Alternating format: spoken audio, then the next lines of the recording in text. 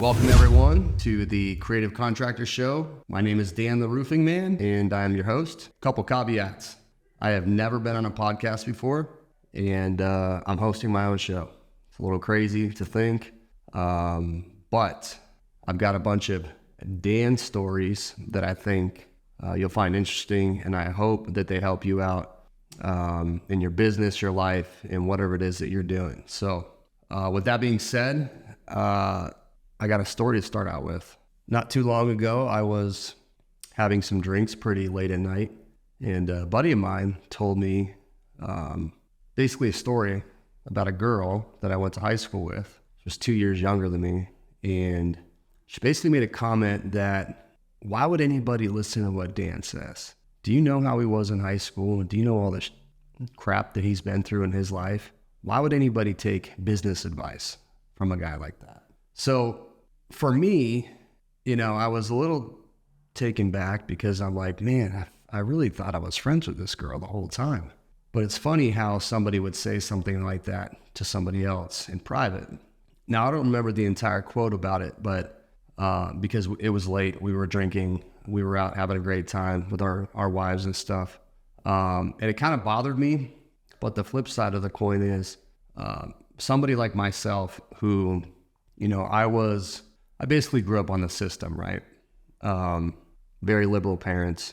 And, I know what it's like to grow up without money. I know what it's like to have, a contractor father and a mom who's on disability and, have one income and basically live on hand-me-downs and food stamps, and then I know the other aspect of, having money and being successful and being blessed with all of these life experiences and traveling around the world and experiencing great success at a young age, and then also going through significant failure.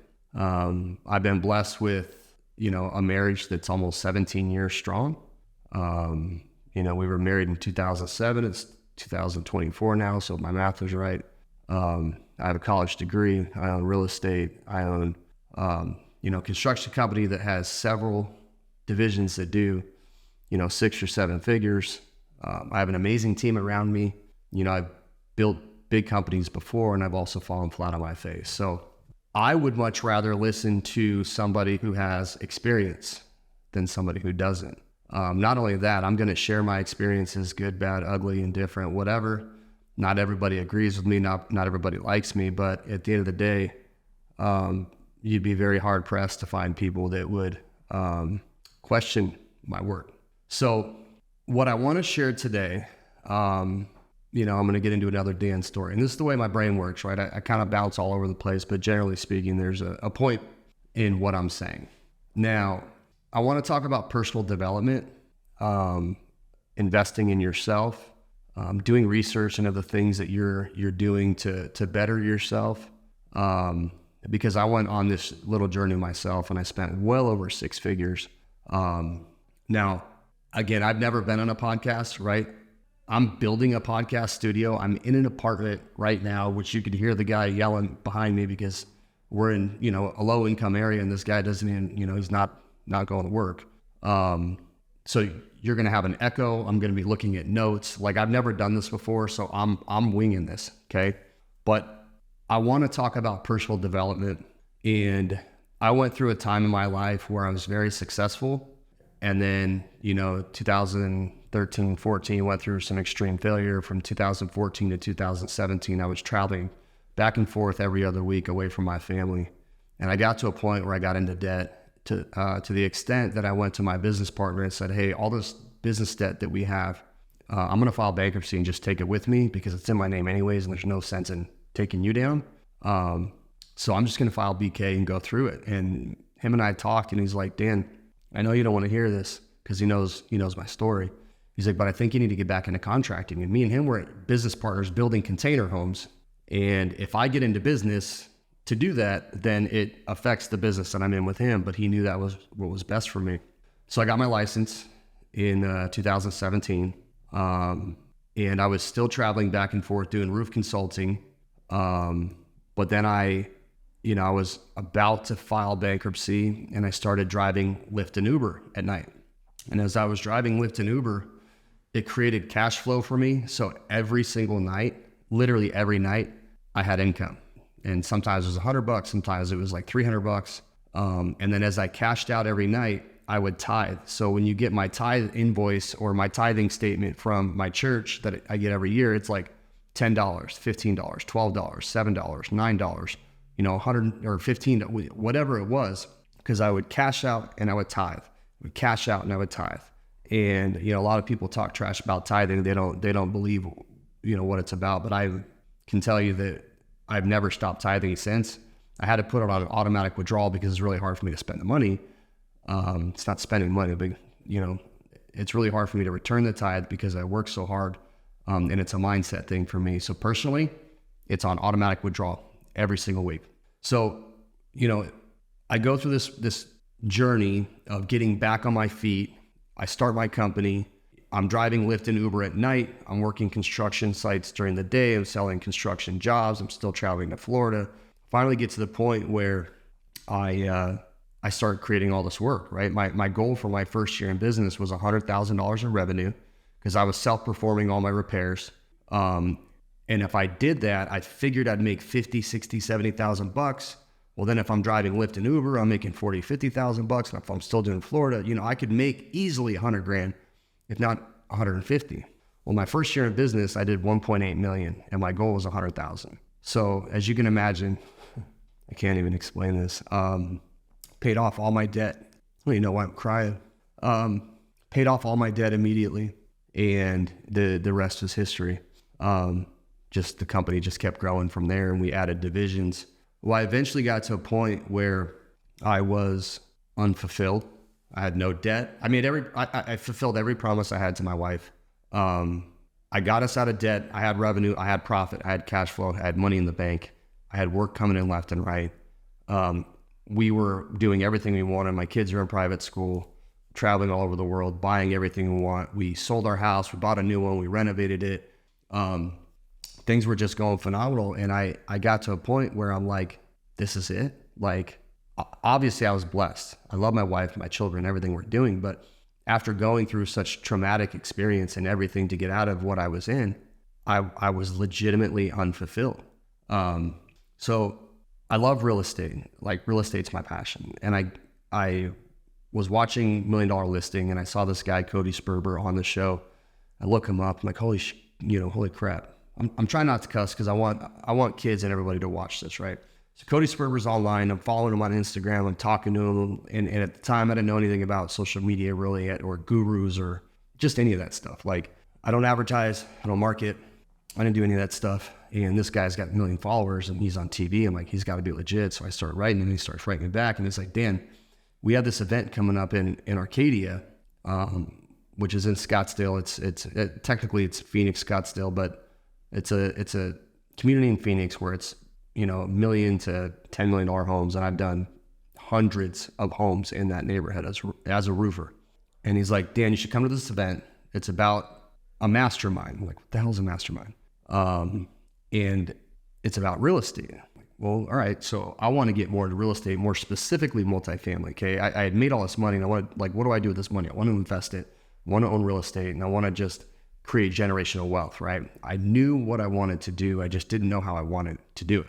So I'm like, this guy freaking invited me to this event on accident, but I'm still going. I didn't know anybody. And so I show up. I ended up not doing the roof on this house, but I've just seen the house 1,000 times. I show up, everybody's hanging out, talking, drinking, eating, and I was eating and drinking a lot. And I talk a lot. So I meet a buddy of mine, John Madsen. We start talking about business and he's in a totally different industry that I'm in, but he wants to do real estate. Okay. And then I sit at this big round table with a guy named Cale Goodman and Kaylee. And Cale's an accountant, but he wants to do real estate. And then I sit with this other guy, Kent Clothier, and I'm like, evidently he's a big deal. I had no idea who he was, but he does real estate. And so I start seeing all these people that I kind of know of and whatever. I'm like, all right, cool. So even though I don't belong here, like, I need to talk to these people, right? So we end up getting on I'm thinking it's one of these events where you run to the back of the room, you got to sign up and spend all this money, and it's like, you got to buy right now. And I kind of had an idea that I wanted to do this, but it's $30,000. And I would never spend 30 grand on myself. I would do it on my wife, on my kids, my company, everybody else in a heartbeat. But for me, no way, you know? So I end up not signing up at the event. I hang out. I'm the last person to leave. I'm just sitting around shooting the crap with everybody. And I get this really good feeling about this guy, Cole Hatter. And I'm like, man. So I call my buddy, the only person I know, his name is Mike Ars. He owns a business here that was voted #1 place to work in Arizona. We work out together at the gym.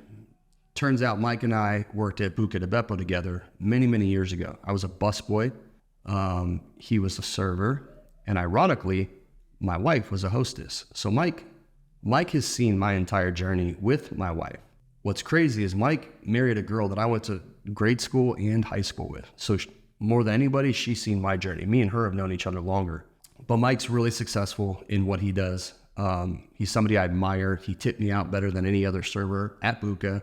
The flip side is I worked harder than any other busboy. So it was like a mutual respect. And not only that, he always treated me like a person, even though he's a server and I'm a busboy and people look at a hierarchy. It was never that. We stayed friends. He knows my wife. I know his wife. Everybody, we all know each other. Our kids are the same age. We live in the West Valley. So I go to Mike. I'm like, Mike, here's the deal. I know you're into coaching. I know you understand masterminds. And he's like, Dan, look, I spent over 6 figures a year in this. He's like, I believe in it 100%. I'm like, well, what about these guys? It was Kent Clothier, Cody Sperber, Aaron Wagner, Cole Hatter. I can't even remember the rest. Dan Fleischman, all these guys, right? And he's like, dude, I don't know any of those guys, but I know Dan Fleischman, and I know he's legit. So I think if you invest your money with him, it's going to work out. So I end up doing it, right? The event starts during COVID. First event, ironically, is in Scottsdale because Arizona was relatively conservative with the whole process of dealing with and managing COVID. So we go there.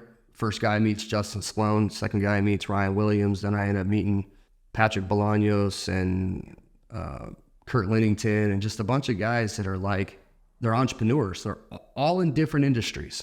Patrick builds food trucks. Justin's a commercial real estate developer, and now he owns a bunch of Everbulls. And Kurt, he's a roofer. He's one of the biggest roofers I've ever met. Ryan is in, t-shirts and apparel. And these are literally all friends of mine still to this day. But I joined this mastermind, and when we're signing up, there's this guy moving all this crap and just running around like a chicken with his head cut off. And I had no idea who he was. It turned out that was Dan Fleischman. He's the guy throwing the event. So I end up joining this event, right? I meet all these people. What was it? December 13th, 2020. That was the dinner. And then we went to the Avengers, right? So the Avengers, it was a mastermind, okay? Specifically centered around real estate. And once I was there, I basically knew I was home. The funny joke around mastermind world now is you pay for your friends, and it's true. I love my wife, but she doesn't understand what I deal with on a daily basis, and my friends don't because they're all different types of businesses, I guess you could say. But it's really hard to have deep conversations with people that aren't going to judge you or haven't been there or don't understand the math or the lingo that we use as entrepreneurs. And once I was at this event, I literally felt like finally I could have a conversation and I wasn't alone, okay? I was around all these different people that were just like me. They all own businesses. They all want to do real estate. They've all been successful or they've failed or they've been screwed or we all have very similar stories. So while we were there, I got to a point where I'm like, dude, not only did I take the leap of joining the Avengers, but I knew because of how my brain worked, I was at my own capacity. I own a construction company, but I do real estate. I do roofing, but I do restoration. I do restoration, but we're a general contractor. And we like single family, but we also want multi. I couldn't get my brain to focus. And so I had written the Avengers help desk and said, guys, I know what I need to do. I just don't know how to do it. I need a coach. And they responded back immediately, call Kent Clothier, right? So call Kent, like, it was ironic. He was the guy I sat at his table. He's like, Dan, come out to my office in California and bring all these things, all these docs, right? Well, because I went through a lot of failure before, it basically boiled down to my partner spending money behind my back and me not knowing it, because I'm working so hard on sales and the front end. I wasn't paying attention to the office and the back end. I was ignorant. I was young. I had a business degree and I was learning, but I would never screw somebody. So I would think I would never be screwed, but I got screwed. Now, when I started my company, I really focused on my books and understanding P&L statements, balance sheets, cash flow, having cash, getting deposits, understanding the difference in cash and accrual-based accounting, the relationship between them. I learned a lot. I'm just a dumb roofer, but trust me, I know books and accounting. So Kent says, bring me the P&L statements, balance sheets, all that stuff, and I want it set up this way, whatever. So I know Kent gets paid a lot of money, and so I show up early, and I have all my docs, and I show up, and we sit down, and I show him everything I have, and he's like, Dan, I can't believe you're this prepared. He said, you are so much farther along than so many other people. He's like, I can make an immediate impact in your company. We start going through a whiteboard, and I still have all my notes. I actually carry them with me. But basically, he's like, everything you've done is great, but this is what you need to do moving forward. And it basically boils down to the entrepreneur operating system, right? CEO, COO, visionary, integrator, right? And Kent, we spent the whole day, and he gave me everything I needed. Okay? I still hired him because I knew that I needed to focus. And he's like, Dan, I'm going to tell you right now, you get out of real estate and focus on your company. You implement this, then you can go back and you can do all the real estate you want. You can keep the company or you can sell it. He's like, but if you follow this blueprint, and I already read the books. I already read Thomas Keenan's Unfuck Your Business, and then Traction and Rocket Fuel. And they're all basically based on the same thing. I already read the books. Kent already gave me the information I needed for free. But I still invested in a coach. Okay. So I went from mastermind spending 30 grand to spending $50,000 minimum for 6 months to hire Kent as my coach, even though I read the books and even though he gave me basically what I needed. I already had the answer. I still hired him. So I go through this process with Kent where we have a weekly call with him, Eddie, and myself. Eddie's the COO, and who's still a friend of mine. And he just, every week, gave me what I needed to do, and I went and did it.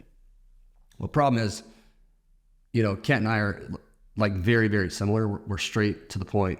And within the first, we had an hour call every week, and within the first 5-10 minutes, I have what I needed. I'm like, all right, bye. There's no reason for us to sit and talk. Just because I'm paying for it doesn't mean I'm going to pay for, use that time. I have action I need to take. And that's one of the biggest things you're going to hear if you join a mastermind is there's a lot of people that are always learning. Nobody's taking action. Nobody's like literally implementing the things that they're supposed to be doing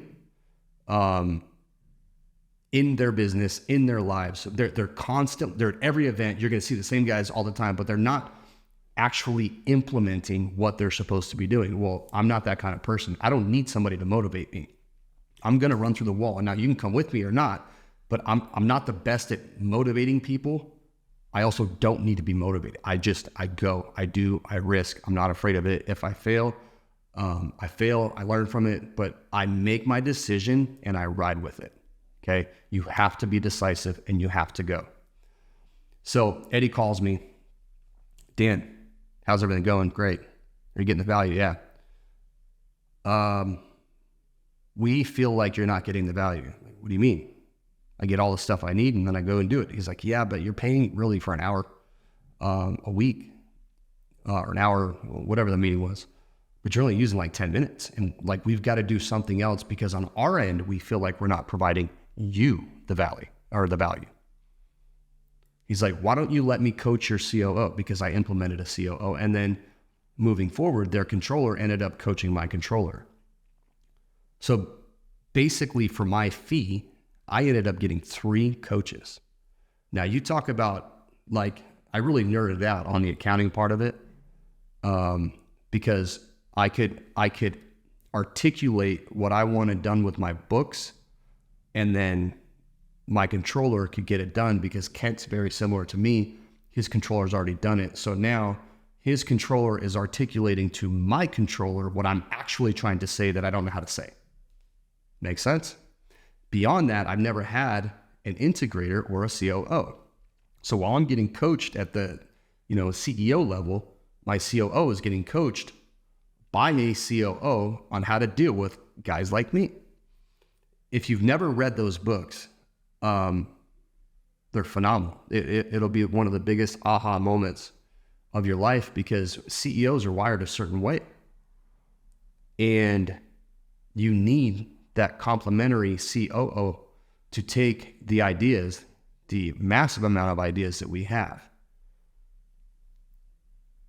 They will tell you which ones are good, and then they will run with it and implement it and deal with the systems and processes that you need to be successful with that idea. So my 6 months was up and I extended. Go figure. Now we extended at a reduced rate that we negotiated because I wasn't really interested in extending my coaching, but I really saw the value in, at that point in time, my COO and my controller. And so we still have a relationship today. One of the biggest and best values I could ever have was one-on-one coaching. Okay, imagine getting a hitting coach or a jiu-jitsu coach or, I don't know, a volleyball coach or a golf coach or whatever for your child, as opposed to sending them to a class with a whole bunch of other kids. This is custom tailored to you and the things that you need to be successful. So you've got a mastermind, where I had a mastermind that I joined, where I'm around a bunch of people that are just like me. And it's really cool to hang out and talk and network. And, I was never trying to sell a roof to anybody. A lot of these people are from out of town, but you get the opportunity to sit and network with these people before, during, and after an event. And then also we have breakout sessions where you've got, industry leader, or let's say an Avenger that runs it. And then you get, some more intimate conversations, and then you've got speakers on stage, right? So your mastermind is,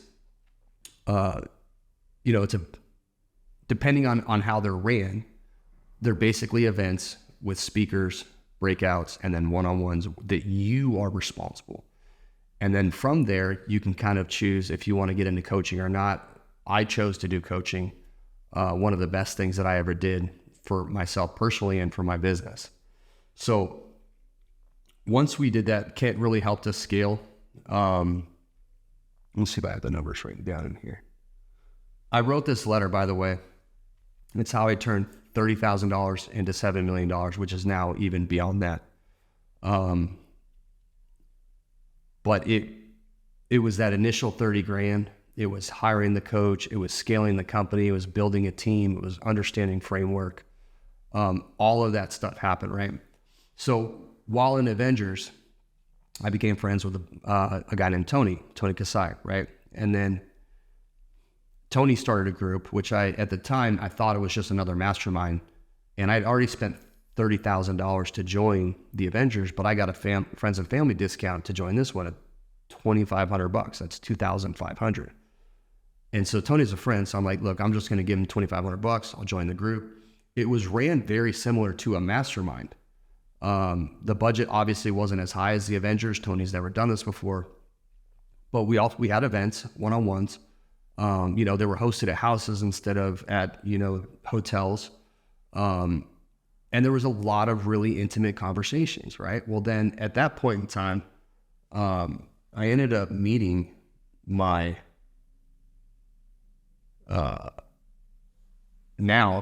accountant. And when you meet, I'm not trying to sell anything to anybody. And then for the most part, these people at the events are not trying to sell you. And if they are, you're going to fill them out and you're just not going to vibe with them, right? And so I'm the kind of person that, like, I basically approach, even my sales that I do, I don't approach them like sales. I just talk to people like they're people. Now, they're either going to buy from me or they're not. But in this situation, again, I'm in Utah. This lady's based in Tucson. I'm not selling her anything at all. Okay, we just become friends. Her and her husband, Matt, we became friends. Now, at the same time, I was having an issue with my accountant. What's funny is in 2006 or 7, went to my accountant and I told him, hey, I want a parent company with different subsidiaries, and then I want to own real estate, and I want each property in its own LLC. He's like, man, what are you talking about? I don't understand. And I was still in college at the time, but I was already reading up on doing this. And so over the years, I had issues, and I was paying a lot of money in taxes, and I needed a change. I needed somebody who understood my brain and what my goal was. And then I met Barb, and Barb helped me. One of the things she did was she helped me with my ERC tax credit, right? Well, then she's like, Dan, we should probably look at your taxes and then refile your taxes. I went back and I got to look at the math on this. I refiled all my taxes. And I ended up, so I invested $12,000 and I ended up getting, like 60 grand in tax returns. And then at the same time with Tony, I ended up investing in these tax credits, and our tax credit study. I invested 30 grand into that. I ended up getting $130,000 worth of tax credits. So then over time, as I file my taxes, if I owe money on my taxes, my tax credits go to help offset those, the money owed, So 30 grand invested, $130,000 return kind of makes sense to me. On top of that, Barb did my ERC or ERTC, cost me 14 grand, ended up yielding me $80,000 in cash. So if I didn't join the Avengers, if I didn't meet Tony, I wouldn't have joined his group, and I wouldn't have met Barb. And Barb's my accountant to this day. I wouldn't have got that money back. I had money I had to invest out, but the return I got, the math worked out, Then the last couple years as we were growing our company, I wanted to focus on the corporate structure that I was talking to my accountant about many, many years ago, And I wanted to do my trust. And then I'm looking to buy companies. And so through that whole time, Barb has been an advocate for me of helping me with my corporate structure. My attorney got me the referral. No, who helped me with that referral to my trust guy? That was my financial planner. Nick helped me get my trust set up. But then in order to set up my trust properly, I needed my attorney, my financial planner, and my CPA accountant to help me with all of that and to make sure that we have everything set up right, because then we set up a management company, put my kids on payroll, and then we have subsidiaries, and then we've got partnerships, and there's just been a lot of stuff that I've done over the years that Barb has helped us tremendously. So while she does cost me a lot of money, the money that I get back in return, and then also now her staff trains my controller. Again, I cannot express how important it is to pay attention to your books and your numbers. I'm going to talk about that a lot in all my shows. But the amount of money that you invest, you have to make sure that you're paying attention. So, as time went on, another guy that I met, actually goes back to the first day. When I went to the event that Cody invited me to in Scottsdale, when I sat at the table with Kale and Kaylee, they're friends of mine to this day. They ended up joining the Avengers. We became really close. to the point that, we've traveled together, and they've met my wife, and we've gone out to dinners together, and we've hung out, and like they're friends of mine. And Kale started a mastermind that I was able to join. But by the time I joined his mastermind, he's never done this before. And they have a really successful podcast, really successful business. But they created a mastermind, him and Trevor. Well, I joined the mastermind, but by the time that I've, joined the Avengers, invested in coaching, joined Tony's group, went through this massive corporate restructure, set up my trust, set up my partnerships, our company scaled. We did all this stuff. Coupled with all the experience that I already have in life and business, I actually was in a situation in their mastermind where I was able to be one of the mentors, really. It was a very different experience for me when I joined my second mastermind than my first one, because in my first one, I felt like I didn't belong there.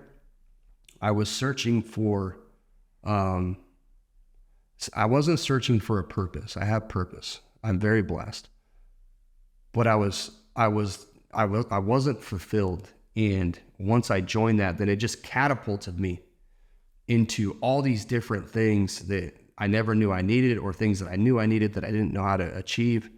And then when I joined this group, it was less than the Avengers. It was still expensive, but I had the opportunity to be kind of on the other side of the table, and it's an amazing feeling, to be able to share experiences with people that don't think that you're bragging, and they're also not cheering for the failures that you went through.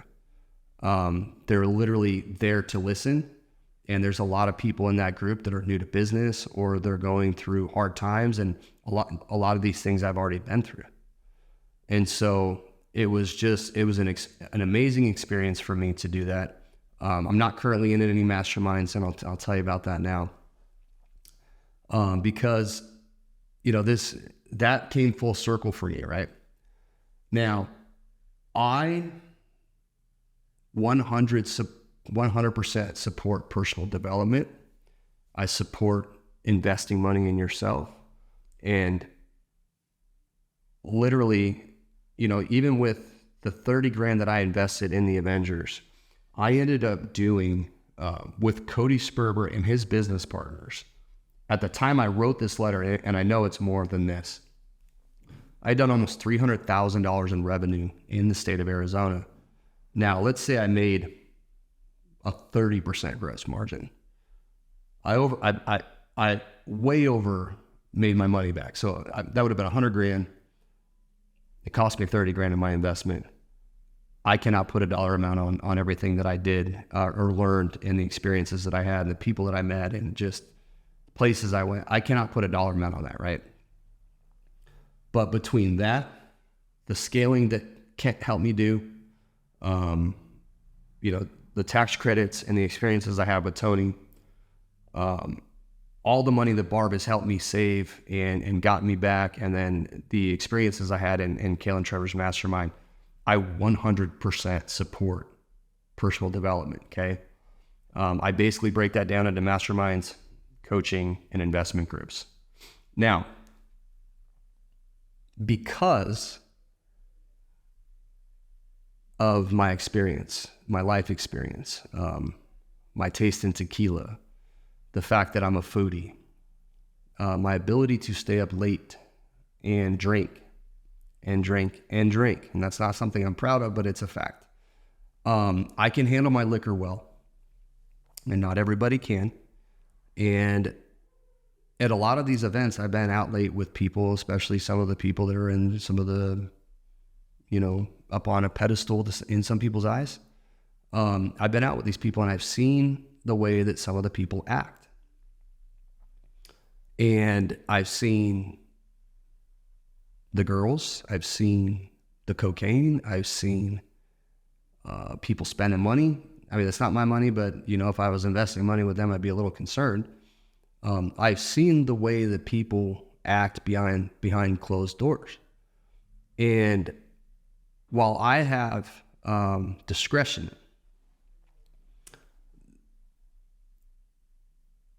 it made me question certain situations and certain people. Beyond that, a lot of the investment deals that were done since I joined the Avengers, and this is in all groups, this is with, a lot of people that I know, the vast majority of those deals have not panned out. And whether that was real estate, restaurants, foods, whatever those deals were. Now, I am blessed because I had a coach, Kent, who told me, do not invest in any deals and stop doing real estate until you are done doing this. So I never invested a dime with anybody else. So I didn't lose any money with anybody else. Now, I have friends of mine that have lost $500,000, million, 25,000, whatever, significant amounts of money. And it really bothers me because they're guys like me or girls like me that made money, that went to a group, that invested money with the people that are on stage, okay? And those people, even though they've got these big ass contracts that say you must be an accredited investor, do your own research, yada, yada, yada, the vast majority of these people in the groups are not nearly as experienced as I am. And the only reason I didn't invest is because I had a coach tell me not to, but a lot of these other people did. They earned their money for the first time in their life, and they're being told by all these other people and all the social media and all these gurus, invest your money, invest your money, invest your money. Whether it was syndications or, I don't know, whatever it was, a lot of that money got lost. And these guys are hiding behind their contracts. And it is true, like, you need to do your own research. But the thing is, like, a lot of us were there to learn. We didn't even know the research to do because we don't know the questions to ask, because we're there to learn the questions to ask. And we're thinking that these people have been vetted. And I watched a lot of people that I care about lose a lot of money, and it's affecting them big time. So my point in that is, you will see and hear people say all the time, do your own research. I don't, other than like asking people or reading into them or whatever, it's really hard to do your own research when you don't know how. Okay. But my recommendation is, before you spend the money, try to research that person through a network that you have. Google them, look at their social media, but obviously no one's going to put all that crap online. I have several people that have deleted me because I've told the truth about stuff. And these are people that I have money invested with. And these are people, you gotta be really careful, because there's at least 2 situations where I felt like certain people were friends of mine, and they ended up not being friends. They ended up big timing me several times. So you gotta be careful with people's intentions, okay? You make sure your intentions are pure, okay? And then just second guess people, try to filter them as much as possible. So my podcast is, the first couple episodes are me trying to figure out the lighting and the camera and all that stuff, okay? I know there's an echo, okay, but I'm sitting in an apartment complex I own with my partners while I build my studio, okay? But I needed to get this launched. And the first couple episodes are going to be me alone, and then I'm going to have some guests. There's going to be other ones where it'll be me alone. But I want to share as much of my personal experience as I possibly can. My buddy Mike, that told me to join the Avengers, I took his advice, and I absolutely recommend it for anybody. And I do not regret anything that I've done, especially not investing money with other people. I really didn't know enough about it. I didn't understand their performance and their numbers and the projections and where the heck they come up with the valuation. I didn't understand any of that stuff. So I'm like, I didn't do it. Mike gave me another piece of advice. He said, Dan, he's got a podcast. He goes, if I could go back to episode 1, because it's my most watched episode, I wish that I could go and create an episode that created value for people, because people, once the first couple episodes, no one's going to listen. It's going to suck. It's going to have an echo. The lighting's not going to be right. I don't think that light's pointed at me properly. I think it's pointed back there. He's like, no one's going to pay attention to any of your stuff until they do. And then they're going to go back and watch episode 1. So your episode 1, if I can make a recommendation, is make it valuable for people. And that was my goal for this episode, okay? I wanted to tell you guys about how I took 30 grand, turned it into 7 million plus. I wanted to tell you about the good and bad of the mastermind world, the good and bad of, I haven't had any bad from coaching. I just spent a lot of money on my first coach. You can get them for a lot less money, okay? But you're definitely gonna get what you pay for. And Kent, I absolutely love. His name has not been mentioned in any of these issues where there's infidelity or drugs or misappropriating investors' funds or not paying people back. Hasn't been mentioned in any of that stuff, okay? I feel like I chose the best possible coach I could have for the first time, and that recommendation came straight from the Avengers, and I'm totally grateful for that, the relationship and experiences that I have. But with masterminds, coaching, investment groups, professionals that you hire, people you surround yourself with, people you invest with, people you go into business with, people you do life with, you need to really look and think how that's going to affect you in your life and your brand.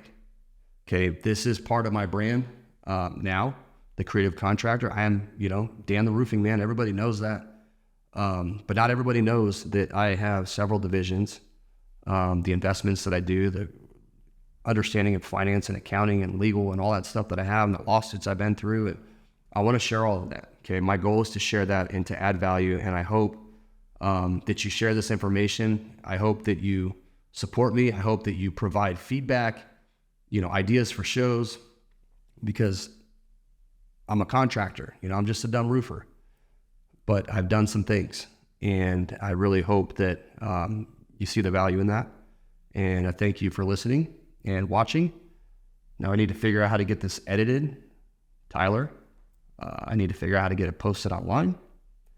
I need to figure out how to put it on TikTok and Instagram and Facebook and YouTube and all these things with the little words on the bottom and cut it down. And so I'm going to share all that stuff too. I'm going to share all my process of building my podcast studio and all the crap that I bought, and the fact that I didn't have SD cards, and I ended up not having tripods and couldn't get it from the mixer to my computer. Like, it's been a shit show, but I'm going to share all that too. So I think we're about 45 minutes in. Thank you very much. I appreciate it.